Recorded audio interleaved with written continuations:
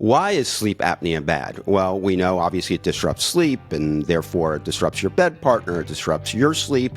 You're more tired when you wake up in the morning, not just because you haven't had enough sleep, but what does it cause? Remember the definition, a progressive weakening of the structures of the back of the throat. Well, if that's not a moniker for aging, I don't know what is. I mean, changing over time, like the straw changes over time, your body changes over time. We're all turning from grapes into raisins, right? We're losing volume and structure, and the same thing is happening inside our throats.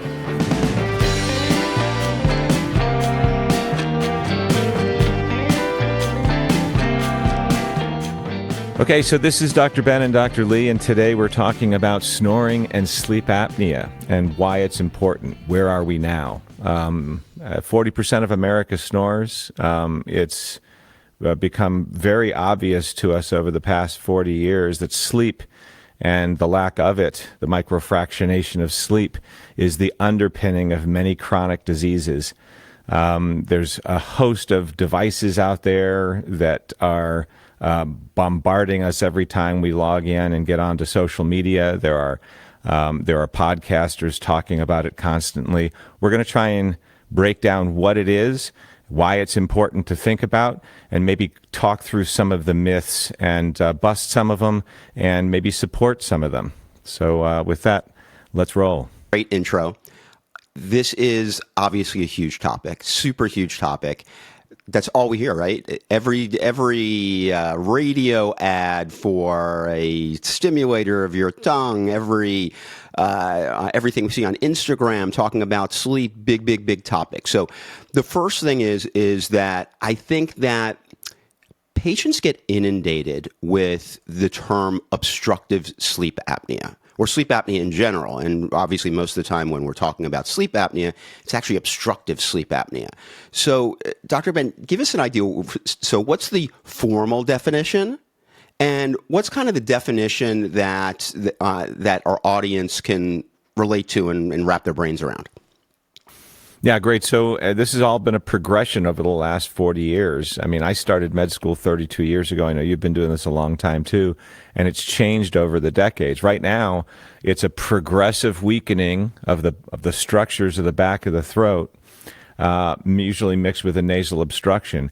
But it has definitions on sleep study too. So it's the number of times per hour that you stop breathing and drop your oxygen a certain amount on a sleep study. 5 being that sort of unique number that says the dividing line between quote unquote normal and sleep apnea. So if you do it more than 5 times an hour, it's sleep apnea.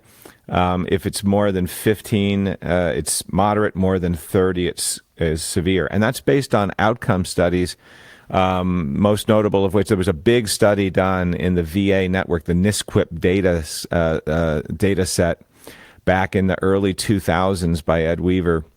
He was my mentor at University of Washington. And they basically just looked at people that had sleep apnea that were untreated. And that and other studies sort of defined those categories, mild, moderate, and severe, into risk of what do you develop, do you die early, and if you die early, what do you die from? They also, Dr. Weaver also was able to determine that if you, by the way, that study was incredible because it was an odds ratio of 4 that you're going to die early. What that means for the geeks out there is that's massive. That's 400, that's 4 times the risk for an early death from chronic disease. But if you treat it effectively, that risk is all wiped out. So one of the things for causality, and as you know, is that you have to have, if something's causing something to happen, you have to prove that it happens, right? Not just a correlation, it happens in the presence of that thing. So chronic disease and an early death happens when you have sleep apnea. And also has to sort of meet that metric of when I remove that thing, does it make it go away? And it satisfies that. So we knew early on in the late 90s and early 2000s that sleep apnea was causing a lot of problems, and the treatment of it was really important. So let's unpack that because there's a lot of information in what you just said. We could do literally an hour-long talk on everything you just put out there. So a couple of things. First of all, for our audience, because you started talking about events per hour, what is the event? What's happening? We know that we're saying apnea. We know that we're saying stopping breathing. But are there different things that can cause us to stop breathing? Absolutely. Is there a specific thing that's causing us to stop breathing when it's obstructive sleep apnea versus central sleep apnea and other things like that? Yeah, exactly. This introduces the idea of the Starling resistor, which is going to come up again and again when we talk about the upper airway. This is a physics problem. If you fail to take a breath, that's central sleep apnea, and usually it comes with pretty severe disease, right? But if you try to breathe in and can't because of your upper airways, that's considered to be obstructive sleep apnea. And so it's important to understand that. A lot of people coming in don't understand what's happening to them. They're sleeping next to somebody. It used to be funny that Uncle Jack snored. 40, 50 years ago, we thought you were getting great sleep when you were in the other room sawing logs, snoring away. We started to realize that the noise that you're making is an alarm bell telling you that the tube you're breathing through is no longer structurally sound enough to take a breath for a variety of reasons, like you said.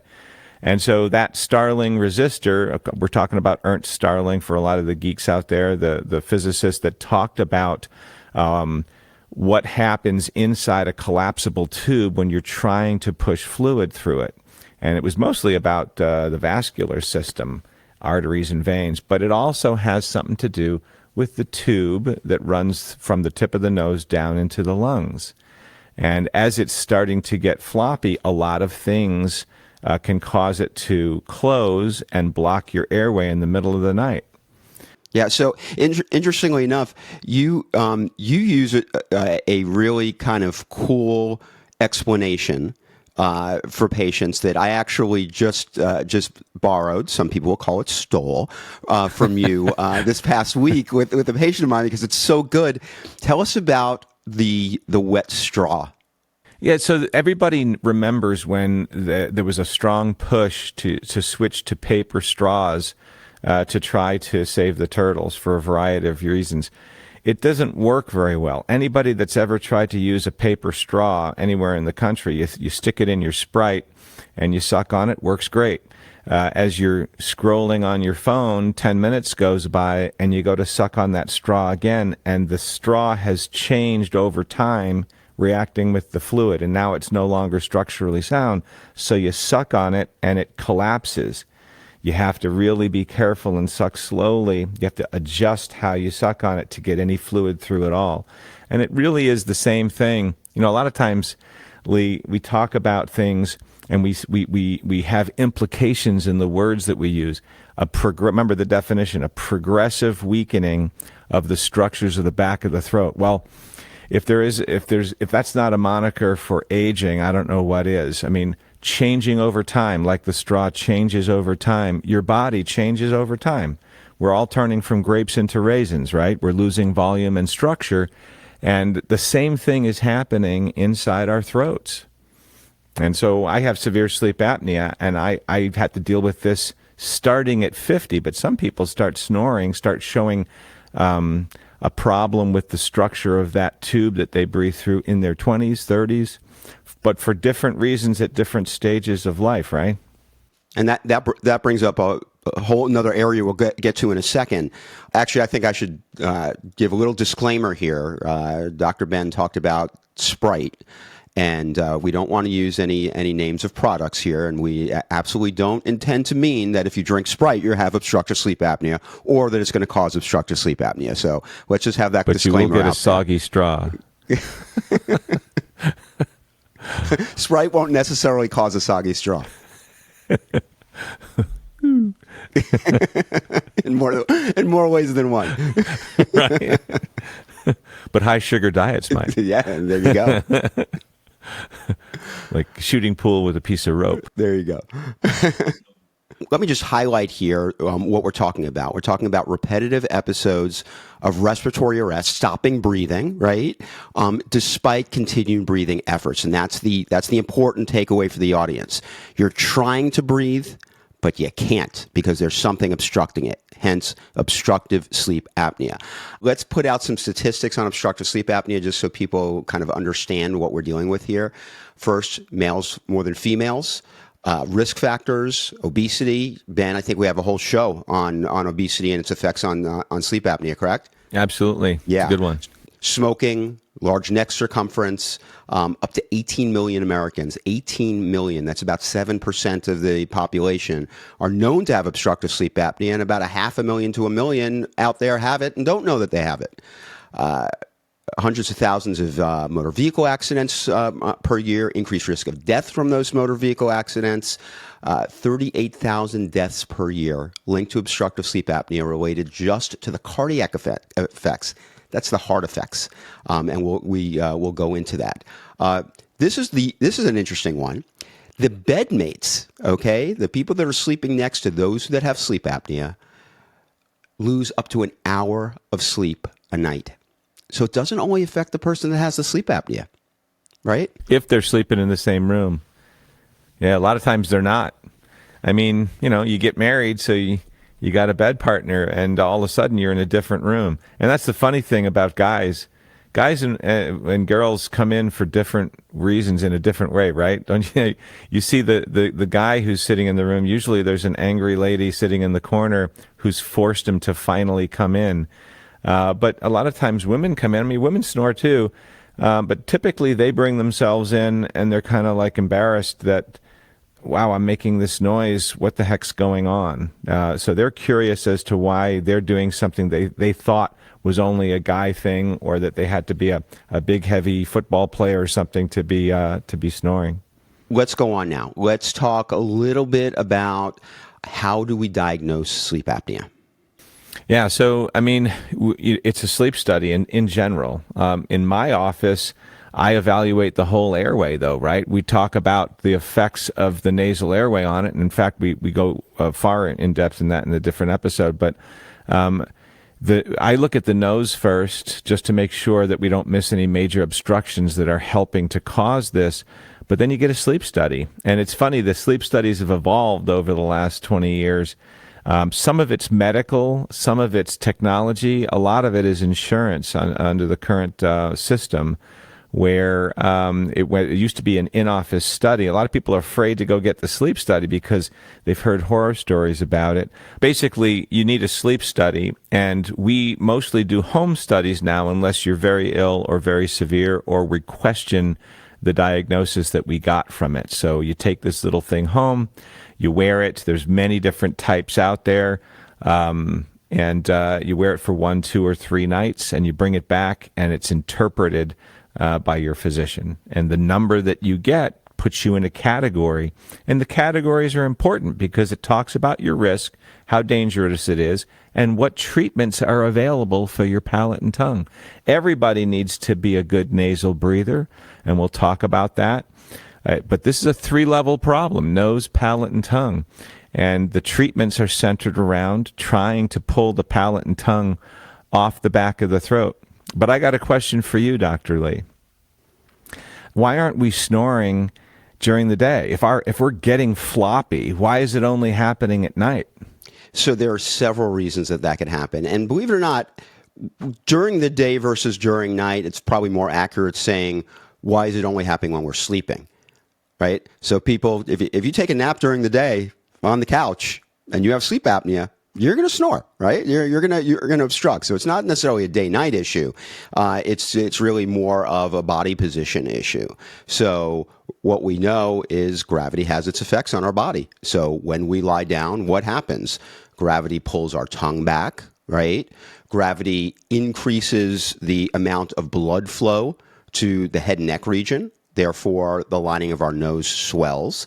When the lining of our nose swells, we don't get as much airflow through the nose. We're going to have a whole episode just on on how the nose causes obstructive sleep apnea, or is related to obstructive sleep apnea. So it's really the position that's the issue. We can talk about cortisol levels and other types of things and hormonal issues that also play a role in terms of times of day. But it's really body position more than anything. Now, but also sleep, right? And right, sleep, it's the phases of sleep that's doing it. Correct. So your deeper levels of sleep, especially your REM sleep, which is your rapid eye movement sleep. What happens during rapid eye movement sleep? Well, all the muscles relax. Why? So we don't act out our dreams. Okay, does that mean no one ever sleepwalks? No, it can happen. That's a disorder, right? But the point is you're not supposed to, and all your muscles are supposed to relax during REM sleep. And when they relax, it's going to increase your risk that the wet tube, not caused by Sprite, the wet tube collapses on you. Sometimes people come into your practice, right, and they say, why did I start snoring? I never snored before. What's the tipping point? The tipping point is someone hearing it. Right? So if a man snores and no one's there to hear it, though, you still do have sleep apnea. That is true. But the tipping point about coming in, that's the tipping point, is someone heard it, right? But yeah. Well, but in general, it's the physics forces, right? I mean, we're all aging and we're all deteriorating or senescing at a planned rate. And the physics of it tells us when you go from turbulent airflow to frank snoring to sleep apnea. And so it's real important to talk to folks about the fact that you never have any symptoms before something starts. So it's not an unusual thing, but I hear it all the time from patients. Why is this happening to me? What's going on? Well, it's part of the human condition. Let's take it kind of to the next step, okay? We know this sleep apnea bad. Why is sleep apnea bad? Well, we know obviously it disrupts sleep, and therefore it disrupts your bed partner, it disrupts your sleep. You're more tired when you wake up in the morning, not just because you haven't had enough sleep, and we'll go in on other episodes as to why that is, but what does it cause? What's the risk that it causes? High blood pressure, type 2 diabetes, weight gain, central obesity. We talked about cardiac effects, right? So the heart is a muscle. If our oxygen saturation is dropping while we're sleeping at night, our heart has to pump harder and faster to get the same amount of oxygen to our tissues. What happens? The heart's a muscle, like any muscle. It starts thickening. The problem is it doesn't thicken outward, it thickens inward. So the chamber gets smaller. And as the chamber gets smaller, what does our heart have to do? Pump harder, faster to get the same amount of blood out to the tissues. Vicious cycle. Eventually the heart fails. So congestive heart failure, increased risk of stroke. These are the reasons that if you think you have sleep apnea, if you think your bed partner has sleep apnea, if you think your cousin Harold has sleep apnea, make sure that they go get it checked. Now, Dr. Ben, going and getting it checked by just anyone, primary care physician versus pulmonologist versus ENT surgeon that is schooled in sleep apnea and sleep surgery. So this is an interesting thing. There are some fantastic, competent sleep docs out there that come usually from pulmonology, cardiology, neurology. Those are the main contributors to it. There's some family and just practice explain what folks. Those specialties are for people. So cardiology deals mostly with the heart, and they're concerned with it for the reasons that Dr. Lee just said. Neurologists are interested in it because of the stroke, dementia aspect of it, the brain fog. And the pulmonologists, obviously, because of the effects on the lung and the fact that it's a breathing issue. Medicine in the U.S. is pretty territorial, wouldn't you say? I mean, we've all got our own little fiefdoms, and they're governed by our own private companies. Usually they start with the American Academy of. But they all have guidelines, and those guidelines overlap pretty well. I will tell you that if you go to somebody who is a neurologist, cardiologist, pulmonologist, a sleep physician, they are fantastic at this. They will tease apart not just sleep apnea, but insomnia if you have it. And they'll determine whether or not it's narcolepsy. They'll do a lot of those things. But adding in the idea that a well-trained sleep ENT and a head and neck guy, ear, nose, and throat trained surgeon who also does sleep, like Dr. Lee and I, adds the additional idea that they're going to address the nasal airway. The reason this is important is that quite often what will happen, and I hear this from patients all the time, they go into this excellent sleep expert, they get diagnosed with sleep apnea, they immediately set them up for their CPAP mask, and then they send them home with this mask with very little instruction, and the person fails it. 50 to 80% of people will fail the CPAP mask in the first year, and yet it's the gold standard. That is a dismal gold standard, if you ask me. And those that use their CPAP mask only use it about 50% of the night, right? Right. And so again, I mean, it's great. It's great to have a CPAP at home, but if it sits in the drawer, it's not helping. I think everybody can kind of recognize that. There are several studies, many studies actually, that have shown that most people that are failing it fail it because they have a nasal obstruction or something around the nasal obstruction. One of the ways to know, I can tell you because I have severe sleep apnea, and I was unaware of how bad my nose was. I'm an ENT. You talk about the levels of denial that it takes to kind of go through this and not understand what's happening to you. I hear ENT docs sometimes saying, well, I asked him if he breathes through his nose well, and he said yes. That's not adequate. Most people who have a lifelong nasal obstruction have no idea. We'll get into that in another episode, but I can tell you from firsthand experience, when you put that CPAP mask on, if it feels like it's suffocating you rather than liberating you, you may have a nasal obstruction that needs to get looked at. And so you want to tell your doctor. If your doctor's an ENT, he's probably already on top of it and getting a CT scan or a scope. Nose has to work. I want to just quickly go into something before we go into again quickly what the possible treatments are, because we're going to hit the treatments in other episodes as well. But real important, right? Yeah, absolutely. Because people want to know. People are so. A lot of times people don't come in because they're terrified of what they think the treatment is. They think 100%. I'm going to get stuck with this mask. I'm going to have a mask the rest of my life. And first of all, you don't know how great it is to have this fixed. So whatever the treatment is, go and seek it, because once it's fixed, it literally is like somebody flips a light on in a dark cave. You suddenly get your life back. You get jettisoned back 20 years and you wake up feeling great. So that's the first thing. But you're not doomed to a mask. There's 4 basic categories of things that are traditional treatments. There's also some big ones on the horizon that we didn't see coming 20 years ago. So what I see many times is people coming in, the reason that they got a sleep study was anything from their cardiologist found that they had new onset of atrial fibrillation, which is an abnormal heart rhythm, wanted to rule out sleep apnea, to my bed partner said that I'm snoring, to I take multiple medications for many different things, and I wake up in the morning tired, and my doctor wanted to make sure it wasn't sleep apnea. And many times what I'll see is someone will come back with an AHI, that number that you were saying at the beginning of the show, the apnea hypopnea index, the number of times per hour you either stop breathing completely or your oxygen saturation drops by at least 4%. They go directly by that number and no other number. And if that number is over 5, then technically you have sleep apnea. So there'll be a 6, and they'll put them on CPAP. And that poor patient is having to deal with a CPAP with an AHI of 6. Oxygen saturations are all looking great, and it's really not significant enough sleep apnea that it likely needs CPAP, but to a hammer the world's a nail, right? So I see that a lot. And the other thing I see is people that have a very high AHI. They're told by their pulmonologist or their primary care physician that their number is over 30. Oh my goodness, you have terrible severe sleep apnea. But their lowest oxygen saturation is 90%. In other words, they're not dropping their oxygen saturations with those events. And that's really more upper airway resistance syndrome, right? Which, although it does respond to CPAP, there are certainly other ways, possibly easier ways for the patient to fix that. So these are the types of things that really your ENT physician that specializes in sleep will be able to ferret out for you that generally speaking, the other types of specialists are not going to.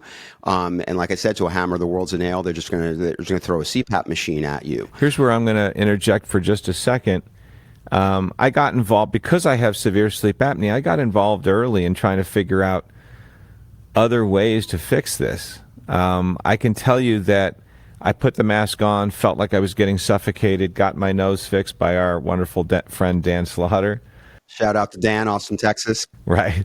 We all use this method for fixing the septum that I think is incredibly effective and easy to do. So that's not a scary thing either. But I got my nose fixed, wore the CPAP mask. I felt fantastic. But I immediately realized I don't want to do this the rest of my life. And so I got into it real early, trying to figure out what are my options. And I brought the Inspire implant and other stimulating devices to Texas as the sort of pioneering surgeon. But what it also did was make me understand what the process is like. And so I tried to change my system to help patients not go through what I went through, which was no one listened to me. And these are friends of mine. They're great docs. But I tried to tell them, I can't wear this. I don't know what's going on, but I don't feel like it's helping me putting the mask on. And I put myself in a scanner because nobody wanted to do it. So I have a team approach. And so I have really good we're going to talk about all the ways we treat it, but one of them is a dental appliance. I have dentists that work with me because I'm not the best at adjusting the teeth and the bite. I have 2 neurologists and a pulmonologist that work with me to take care of sleep disorders and to take care of my patients that have been cured of their obstructive sleep apnea but still have really severe sleep problems. So I've created a team and a center of excellence, and it's been recognized by Inspire and other groups. And I think it's because of the way that I trained in the military, where it's kind of like a food court approach to medicine, which I think is excellent. You have everybody kind of sitting around there in the same area. We shared one big waiting room, and the back office, I could walk around and go right to the neurologist's office and grab him and say, hey, can you just see this guy right after I see him? Because I think that he needs your expertise right after I finish fixing his nose. So the team approach, I think, is the best. It's not always able to be carried out in a private practice setting, but that's what we should shoot for, in my opinion. Yeah, I think it's an amazing way to do it. I have a similar approach where a lot of my patients are coming from the pulmonologist, the cardiologist initially, and then I also have several sleep dentists, and I can't say enough about the sleep dentists. They're far, far superior to your average dentist in terms of creating an oral appliance that both works and is actually comfortable. So if you get an oral appliance by your general dentist, who's probably going to charge you cash for it instead of getting it through insurance, and it doesn't work, it doesn't mean that you don't tolerate oral appliances. It could mean that you just need the right type of dentist, someone that actually specializes in sleep, to do this. With that said, let's go over what are the categories of treatments that are the mainstay, and then what are some of the new things on the horizon that work, as well as some of the garbage that you see online that doesn't. I want to quickly hit the topics. I don't want to go into too much detail because we're going to be dealing with this in other episodes. But the first thing, the first adjunct, I should say, to, for example, fixing the nasal airway and dealing with any palatal issues there might be. So we're really talking about treating the back of the throat, treating the tongue, getting the tongue forward when we're sleeping at night so it doesn't fall back and obstruct our airway, is an oral appliance, which is basically a tooth guard on the upper teeth, a tooth guard on the lower teeth, and a hinge, right? And that hinge does 2 things. It opens the mouth a little bit and juts the jaw forward. The ones that you get over the counter that don't work, all they do is jut the jaw forward. That pulls the tongue back, actually makes it worse instead of better. You have to have that perfect amount of mouth opening and jutting so there's space for the tongue to come forward. So that's oral appliances. You got a mouth guard. You're wearing this thing in your mouth. And remember, your tongue's tied to your jaw, so anything that pulls the jaw forward is going to tend to open the throat. So we got that as a big category. And there's a lot. They call them MADs, right? mandibular advancement devices as a general group, and there's a bunch of them out there. And each dentist has his own little signature that he puts on that particular device. Yeah, and actually, they have some really great equipment that can outline the airway and show exactly how the airway is expanding. No, sleep dentists they're boss. They do a great job. Yeah. Second one, big one, weight loss.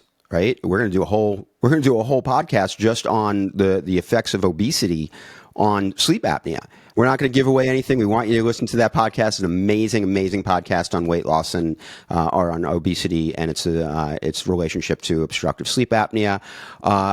Hypoglossal nerve stimulator implant. I'm going to let Ben take this away. I can tell you that Ben is one of the world's experts on hypoglossal nerve stimulator implants, basically an implant that's placed that stimulates the tongue to push forward when you're sleeping at night. Ben, take it away. Yeah, I mean, one of the greatest changes, I think it's a game changer to obstructive sleep apnea, is the stimulation that we've seen come out. When the evolution of this is interesting, we probably should do a whole podcast just on stimulators, because 10 years from now, my prediction is that that's going to be the gold standard for how we treat sleep apnea. You think about it, it's a progressive weakening of the structures of the throat. We've already said that during the day, while I'm awake, I don't snore. As soon as I go to sleep and try to enter slow wave sleep, deep sleep, I relax, and that's when I obstruct. What if I were able to maintain a daytime throat so that my brain can go to sleep and go through my deep sleep and have restorative sleep without collapsing? That's the idea behind stimulation, to maintain or preserve the airway through all the phases of sleep. There were many nerves that in the head and neck that were looked at when they were trying to figure out which nerve is the best one to look at. The hypoglossal nerve is by far the best one. It's not the only one. There are other nerves that they're looking at stimulating, ansa cervicalis, things like that. But the hypoglossal nerve, nerve 12, the last nerve that comes out of the skull, the cranial nerve 12, is the one that they've locked onto. Many companies are entering this, but Inspire was the first one, and it's a spin-off from a big company called Medtronic. It's the technology is tried and true. It got FDA approved back in 2014, but the canister that it's in has been around in cardiac medicine for many, many decades. So they didn't really have to prove that it was safe because it was a repurposed canister. But the chip and technology inside, especially this latest version, the Inspire 5, is fantastic. And the amount of information that you can draw on the body throughout the night from this little device is pretty amazing. So you're reversing the problem of sleep apnea. Strangely enough, I mean, it's important to mention here, you're not curing sleep apnea. I just recently had a patient who went home. I did the Inspire in him. He went home, had a phenomenal result. We did his final sleep study and showed that we had taken him from over 80 times an hour stopping breathing to below 5. And then he stopped using it. He thought that we had told him he was cured. And so, about a year later, he came in and said, this has been progressing. I don't know what happened. You guys said I was cured. And then we read his data, and he actually stopped using it right after we told him that he was cured of his sleep apnea. So anything in sleep apnea, it's a progressive thing. It's how our body ages. You're going to have to do these things every night. You're going to have to wear a mouth guard every night. You're going to have to use the implant every night. You're going to have to wear a CPAP mask every night to stop what's happening to us. So just so a disclaimer, these things are an ongoing effort to fix it. So the big categories are CPAP masks, mandibular advancement devices, stimulators. There's also something called the Genio, which was just introduced and FDA approved about 4 weeks ago. Only about 800 of them put in worldwide, but it's very promising. And then we also didn't mention surgery to the palate and tongue. It still has a role. It's a little bit more limited. It's usually used for mild sleep apnea or so severe that you have to get it down a little bit to be able to put a stimulator in. And then also weight loss, which is a huge topic we're going to tackle later. What about the other meds, though, that are just on the horizon, Dr. Lee? Well, you have some investigational meds, for example, AD109. These meds are really designed to change our neural tone, right? So we talked about how when we're dealing with sleep apnea, the muscles that surround our tube, our throat, when we go to sleep at night, especially during REM sleep, they relax. And when they relax, the muscle collapses, the tube collapses. So there are medications out there that we already have present that increased neural tone, quote unquote, for various neurological syndromes. And AD109 is an experimental one, which has shown some promise in improving that neural tone and therefore decreasing some of that collapse.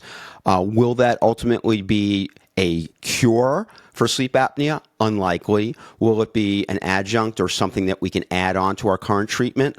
Likely it will be. The jury's still out on it. And then we have some other things that are really kind of on the fringe. They're not they're not the types of things that require FDA approval. For example, Excite OSA, which is a device that you put in your mouth, and it's supposed to stimulate your tongue during the day and beef up the muscles so that the muscles keep tone at night. Well, actually what it does is, theoretically speaking, from my perspective, is it beefs up the muscles and closes our tube, right? So to me, that shouldn't really work. And these are the types of things that aren't FDA approved.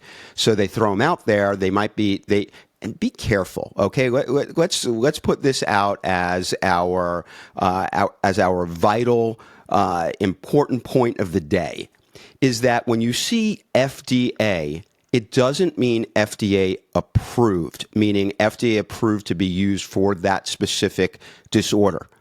There are many devices, medications, supplements out there that the FDA says is not necessarily approved. In other words, there haven't been studies done to show that it does what you're saying it does, but FDA cleared. Okay? FDA cleared just means it's gone through a process.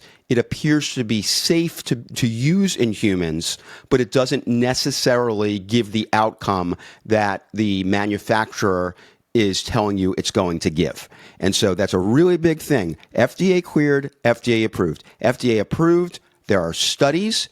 It shows that it works, at least for now. As we know, studies can change over the years, but the FDA has looked into that. FDA cleared. It appears to be safe to use in humans, but does not necessarily give the effect that the manufacturer is telling you it gives. Now, we should probably do a whole podcast on the changing role of the FDA over the past 6 decades, because it has changed drastically since its inception. So, with that said, yeah, I mean, we also kind of mentioned there are some things out there online which are becoming generally recognized as cures for sleep apnea, and they have varying degrees of success. One of them is mouth tape. I can tell you that mouth tape has exploded ever since Breath came out, the book Breath. And they talked about, the idea of taping the mouth shut. And there have been some bold claims that it actually cures sleep apnea, and that there are studies that support that. I'm going to go out ahead and just say that's absolute BS, that it does not cure sleep apnea. You got to be very careful when you're using it. It has limited utility. It has been mentioned in studies, but as far as I know, there have been no clinical trials that are properly done that show that it even has any effect at all on sleep apnea. Where the studies that it was mentioned in are in this regard. If you have a nasal obstruction, it's been cleared. We know you have a good nasal airway. You're trying to use one of the ways that we just mentioned, either the Inspire implant or a CPAP mask. to push air through your nose, but your mouth keeps popping open because of the way the way you're shaped, or the laxity of your jaw, or many other things. It's okay to put a band on and close the mouth, or tape over the mouth, and that really helps. And I've actually told people to use that. Very different than saying or claiming that it cures sleep apnea. I think that's dangerous, especially if you have an undiagnosed severe nasal obstruction and you try to put tape over your mouth. I can tell you, if you find hostage situations very calming, that might be good for you. But other than that, I would not recommend it. What about you, Dr. Lee? Yeah, no, and to your point about it potentially being dangerous, it doesn't take much to throw someone who is prone to atrial fibrillation into atrial fibrillation. All it takes is a few closed breaths. Breaths against a closed airway. In other words, you have nasal obstruction, you're not getting good nasal airflow, and you try and breathe in against your now closed mouth. You create some negative pressure in the chest because of that, and you can throw someone into atrial fibrillation unknowingly. Other things such as negative pressure pulmonary edema. I'm not going to go into these technical things, but bottom line is not a big believer in mouth tape. That's all I'm really going to say about that. But it does have its utility. It Yes. does have its utility. We don't want to tell folks that it doesn't have a place. But for God's sakes, if get your nose checked by an ENT first, because a lot of times long-standing nasal obstructions will fly under the radar, and you don't know you have it until you try taping your mouth shut. Let's just say Dr. Ben and I, neither of us have found evidence that mouth tape cures obstructive sleep apnea. Anyway, this has been an amazing discussion, right? We've talked about what is sleep apnea, what to look out for, how to diagnose sleep apnea, the common things that are potentially prescribed to fix sleep apnea. Fantastic podcast here. We thank you so much for tuning in. We hope that you've gotten some really great knowledge about this, at least enough to ask questions, right? When you go to the doctor, and to encourage you to go to the doctor, because a lot of people Absolutely. try and look online and cure this themselves. If Uncle Jack or your husband is in the other room snoring, treat it as an alarm bell. Treat it as a wake-up call that you need to go get this evaluated, because it could be sleep apnea. This concludes our episode of Vital Discourse on obstructive sleep apnea. Can't wait to talk and give you guys more information on our next podcast.